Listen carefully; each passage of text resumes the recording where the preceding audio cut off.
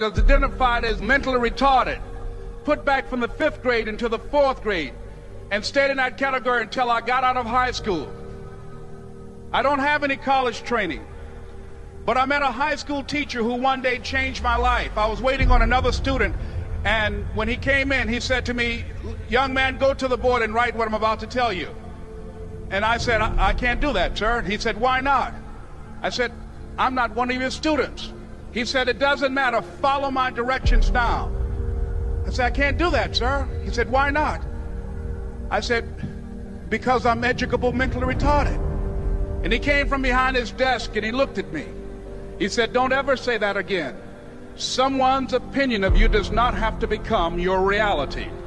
And as he talked, my heart began to beat fast. Tears began to run down my eyes, and I was in the back just listening to him, because the speech he was giving, that speech was for me. And he said, "Les Brown," he said, "if you want to do anything worthwhile in life, you've got to be hungry." I told Mr. Washington I wanted to become a disc jockey. And so I started working to develop myself. He said, "I want you to practice every day being a disc jockey." I said, "But I don't have any job now." He said, "It doesn't matter." He said that it's better to be prepared for an opportunity and not have one than to have an opportunity and not be prepared. And as I was working to develop myself, I applied for a job as a disc jockey, WMB, on Miami Beach. I went to a guy named Milton Butterball.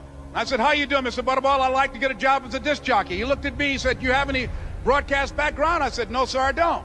"You have any journalism background?" I said, "No, sir, I don't." He said, "We don't have any jobs available." I said, "Yes, sir." I went back to Mr. Washington and I told him. He said, "Don't take it personally." He said, "Most people are so negative, they will have to say no 7 times before they say yes." He said, "Go back again." So I went back again. I said, "How you doing, Mr. Butterball? My name is Les Brown." He said, "I know what your name is. What do you want?" I said, "I'd like to know whether or not you have any jobs as a disc jockey, sir."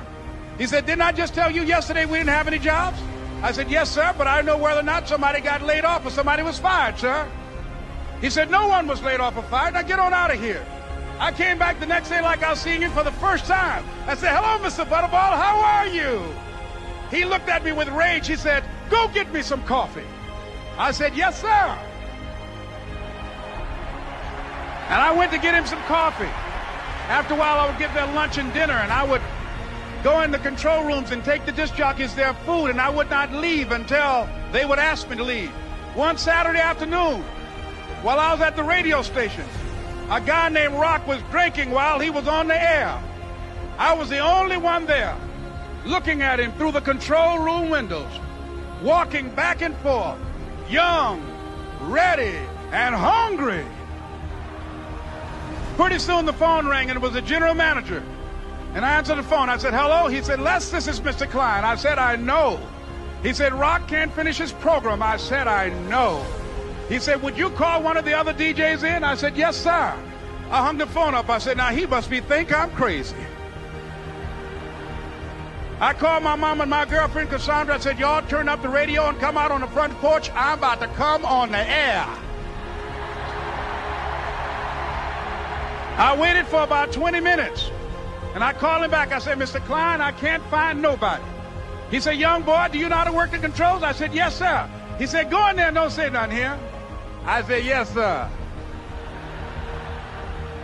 I couldn't wait to get behind those controls. I put on an old Stevie Wonder record called Fingertips. I sat down behind that turntable. I said, "Look out, this is me, LB Triple P, Les Brown, your platter playing papa. There were none before me, and there will be none after me. Therefore, that makes me the one and only. Young and single and love to mingle, certified, bona fide, indubitably qualified to bring you satisfaction, a whole lot of action. Look out, baby, I'm your love man." I was hungry. I was hungry. You got to be hungry. Begin to know that you have greatness within you.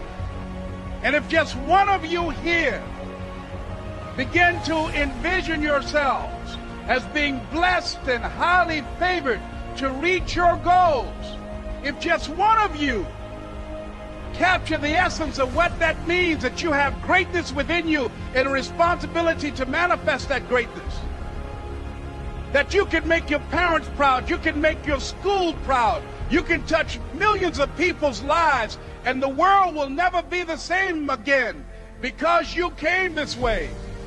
It was hard, ladies and gentlemen, coming to speak to people. And I was facing financial difficulties in my own life. I was behind on my bills and my dreams, and I'm saying to them, you can live your dream. It was hard, ladies and gentlemen. It was very difficult to pick myself up each day believing that I could do it. There were times that I doubted myself. I used to ask myself, can I do this? And something said within me, you're the one. Don't give up on your dream.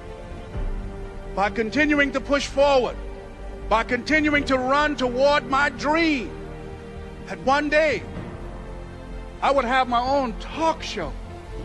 It's a long shot, ladies and gentlemen, from Liberty City, an abandoned building on a floor, never knowing my mother or father. It's a long shot. Being here with you today in this dome in Atlanta, it's a long shot.